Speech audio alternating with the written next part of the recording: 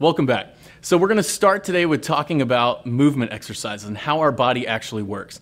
A really incredible acting and movement coach at the University of Michigan, Jerry Schweibert, coined the phrase, "Everything is moving." And I would encourage you throughout this series and throughout your everyday life to sort of start to gauge how your body works in everyday motions and see if everything is moving in what you do.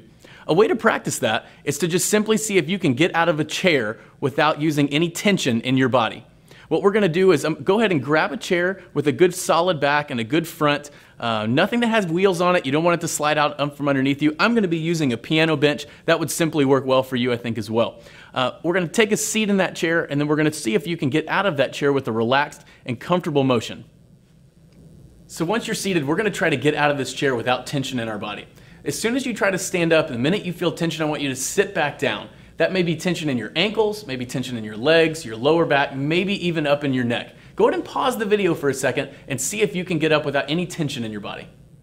Now, if you're like most people that I've done this exercise with, you probably were unable to get up the first time, and if you did, you may have had tension and you were even unaware that you had tension in your body. What happens with most folks is I'm going to demonstrate how we typically get out of a chair.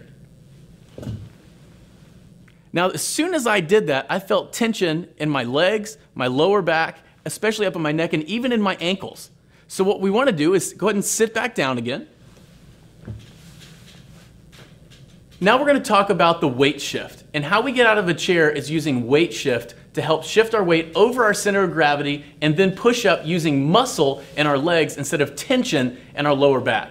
If I try to stand up like this with my weight placed over the chair, I immediately have tension in my legs. If I lean my body over my center of gravity and then push up with my legs, I'm then able to use muscle and not tension to create that movement. I'll demonstrate that. I'm now relaxed, free, and available and ready to move.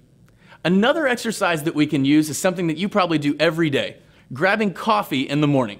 Whether you're sitting at any type of coffee shop in your hometown or even sitting at home in the lazy boy like me, if you reach out to grab your coffee, it might be just far enough away that you can't reach it. So what usually happens is we tend to concave our chest, drop our shoulders, and create tension in our shoulders and our neck grabbing our drink.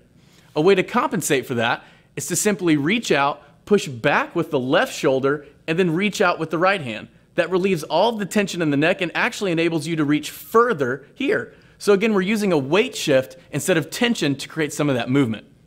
The third exercise we're going to use is something that I know you'll use all the time, and that's simply saying hello or shaking hands with a friend or a colleague.